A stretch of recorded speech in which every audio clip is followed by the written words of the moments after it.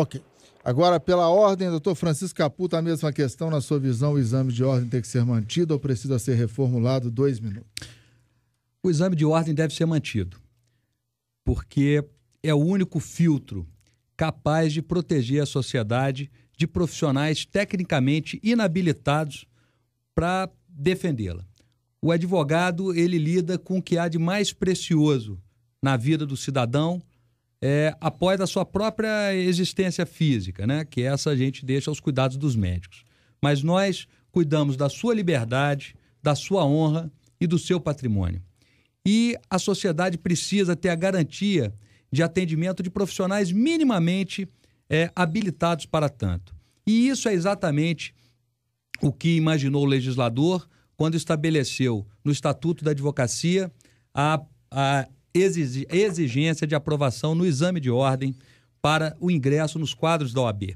Nós, obviamente, desde que assumimos, temos defendido algumas mudanças no exame de ordem e hoje já conseguimos muitas evoluções junto com o Conselho Federal. A principal delas é que hoje nós temos já um calendário pré-definido, coisa que era inimaginável algum tempo atrás. Acabamos também com a possibilidade de fraude. Elas hoje, se acontecem, são imediatamente identificadas, punidas e anulados os exames para que não haja qualquer dúvida da sociedade em relação aos aprovados no exame de ordem.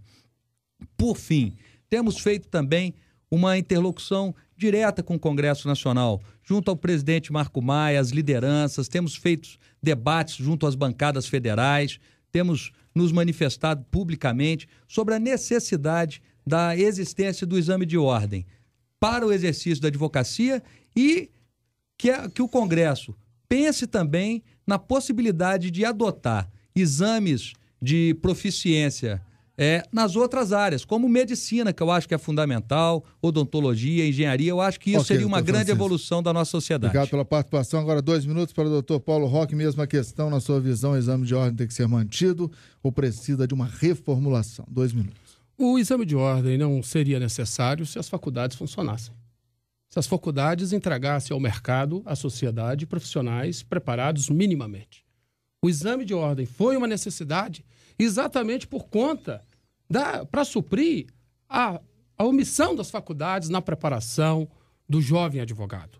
Então, o exame de ordem, ele está aí para ficar, mas precisa ser reformulado urgentemente. Eu me pergunto, como professor, que já dei aula para mais de 8.000 alunos, eu tenho dúvidas se realmente, sérias dúvidas, se realmente o exame de ordem ele está avaliando minimamente a aptidão de um profissional para exercer a advocacia. Começa pela prova eliminatória. Você tem uma prova objetiva que se testa ali, na verdade, o quê? Uma grande capacidade de memorização do advogado, do futuro advogado. É proibido o estudante fazer uma consulta ao código na hora que está fazendo a prova. Minuto. Todos nós, no direito, no dia a dia, consultamos códigos, consultamos livros. Não, o estudante não pode consultar. E depois vai para uma prova, e só dali ele vai para a discursiva.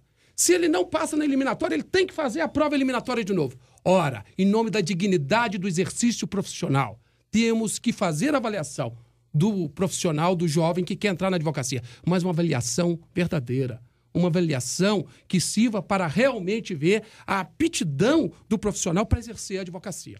Eu fui chamado para dar aula em um determinado cursinho de Brasília. E lá me deram as provas para eu avaliar lá da questão do OAB.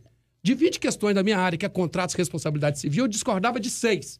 Aí veio o diretor do cursinho e disse: não, doutor Paulo, o senhor não pode, essas questões têm que ser conforme está aí na jurisprudência aí. Eu falei: e que jurisprudência? A jurisprudência do CESP. Eu falei assim: que é isso? Eu tenho aqui pelo menos 3 respostas para essas perguntas. É um absurdo essas provas, o que se faz com o jovem advogado no exame de ordem. 2 minutos. Obrigado, doutor Paulo Roque, pela participação. Vamos para a penúltima rodada.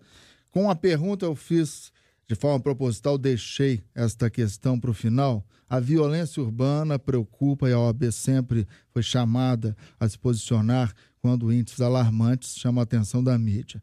O que fazer, doutor Francisco Caputo, pela ordem, vai abrir essa penúltima rodada, o que fazer para enfrentar essa realidade? O senhor é a favor, por exemplo, de medidas para muitos radicais, como a redução da maioridade penal? 2 minutos. Eu acho que a gente precisa pensar com muito cuidado essa questão da violência urbana e evoluir como sociedade em alguns aspectos como esse da maioridade penal. Hoje, com o bombardeio de informações que nós temos, os nossos jovens amadurecem de forma muito mais rápida, têm muito mais acesso do que nós tivemos na nossa infância, na nossa adolescência. Então, essa é uma questão que precisa ser discutida na sua arena correta, que é o Congresso Nacional. Uma outra questão que eu acho que a gente deve pensar, assim, com bastante seriedade, é a questão do recolhimento compulsório dessas pessoas que são vitimadas pelas drogas, né? Os usuários de crack, né? Às vezes a polícia recolhe, leva para a delegacia e eles não podem ficar presos, a área social do governo não tem condições de acolhê-los, de oferecer um tratamento digno, e isso eu acho que é uma exigência da sociedade para os governos do nosso país.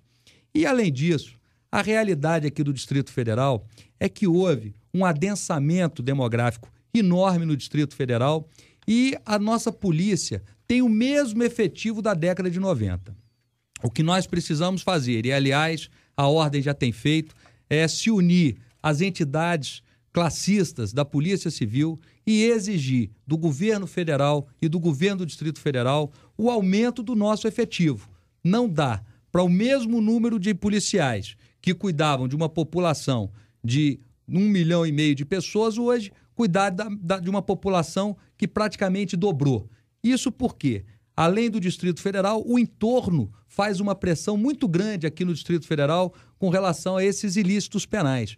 E a nossa polícia, por mais aparelhada que seja, por mais técnica que seja, nós temos a melhor polícia do Brasil, ela, por carência humana, não tem como enfrentar de forma eficaz esse problema. Obrigado pela participação.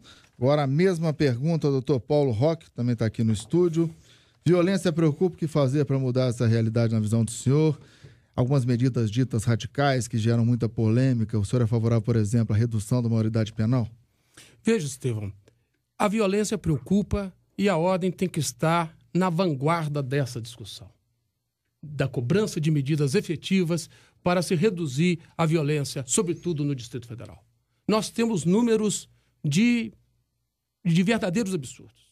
Veja o seguinte, aumentou o número de sequestros relâmpagos no Distrito Federal. Por que aumentou?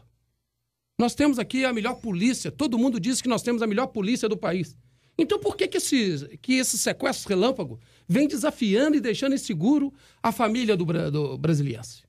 Outra questão absurda, veja, saiu recentemente uma pesquisa que indica que de cada 100 pessoas assassinadas no Distrito Federal ou que sofrem tentativas de homicídios, apenas 26 têm o inquérito elucidado chegando à autoria.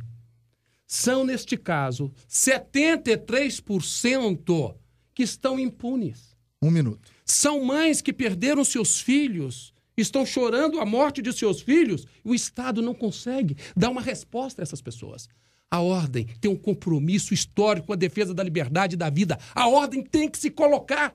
A ordem tem que botar o dedo em riste do governo do Distrito Federal e dizer, cadê sua política de segurança? Estão morrendo pessoas, as mães estão perdendo seus filhos, estamos comprometendo as futuras gerações. E o quê? Não é só com recurso de pessoal que se combate a violência.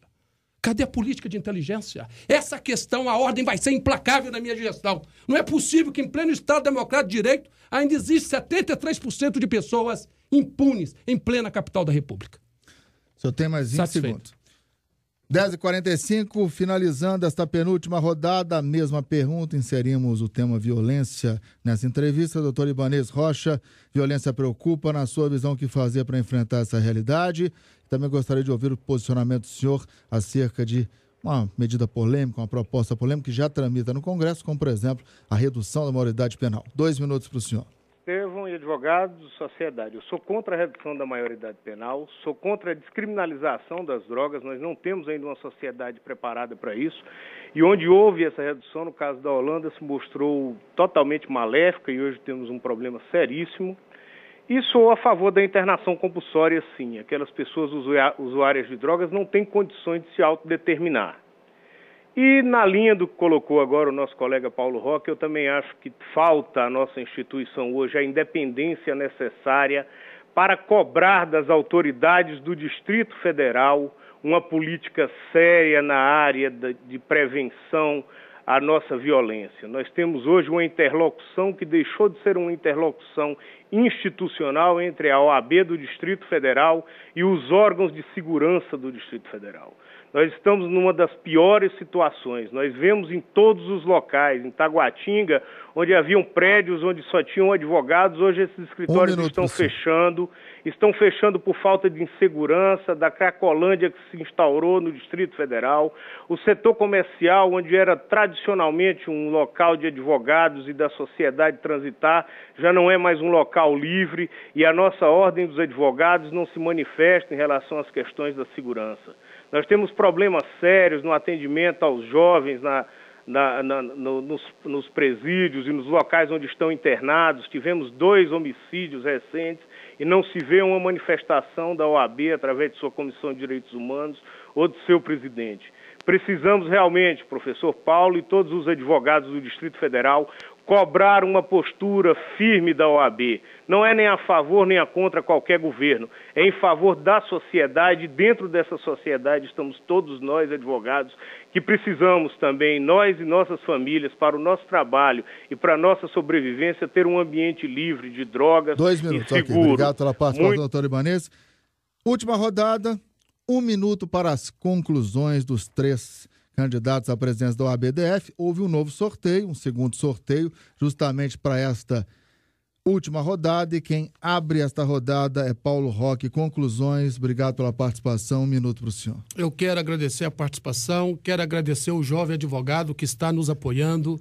A nossa campanha está crescendo a custo zero nas mídias sociais, sem panfletos, sem festas, sem banners, sem adesivos nos carros, com o verbo e não com a verba. Quero agradecer os jovens advogados que estão abraçando a nossa causa. Quero dizer o seguinte: prometo respeito a você, advogado, na nossa gestão. Sou advogado militante. O que falo para o advogado é o que eu vivo, das defesas das prerrogativas, da questão que eu sempre quis eleger diretamente o advogado desembargador do 5º Constitucional. Agora quero fazer uma exortação aos outros candidatos. Tenho observado, todo dia tinha chegado lá em casa e-mails, jornais, dizendo um do outro candidato. Tem trocado farpas o tempo todo. E eu posso falar aqui que eu sou o mais velho dos 3. Por favor, a ordem não merece isso. A ordem precisa do debate, precisa de proposta. Enquanto pessoas, não sou melhor que o doutor Francisco Caputo, nem que o doutor Ibanez Rocha. Sou apenas um cidadão. Agora temos sim as melhores propostas para a gestão da OAB. Ok, obrigado pela participação, Paulo Roque. 1 minuto agora para o doutor Francisco Caputo, a quem eu também agradeço a presença, a disposição de estar aqui conosco hoje. 1 minuto para o senhor. Conclusões. Muito obrigado, Estevão. Muito obrigado, queridos ouvintes, eminentes candidatos. Quero fazer apenas uma ressalva que da parte da campanha, da questão de ordem, não sai uma linha sequer atacando qualquer candidato que seja, porque nós preservamos a ordem dos advogados acima de tudo. A nossa campanha é propositiva, a nossa campanha se dá no campo das ideias, no mais alto nível. Então, eu quero dizer que avançamos muito nesses 3 anos, nesses 3 últimos anos. A ordem está renovada fisicamente e principalmente nos seus propósitos. Nós precisamos consolidar essas mudanças e avançar ainda mais. Quem fez é quem faz. O trabalho que fizemos nesses últimos 3 anos nos credencia a trabalhar mais 3 anos em favor do advogado, em favor da OAB e em favor da sociedade do Distrito Federal. Nunca foi feito tanto pelo advogado. E hoje a OAB é do advogado público, a OAB é do advogado privado.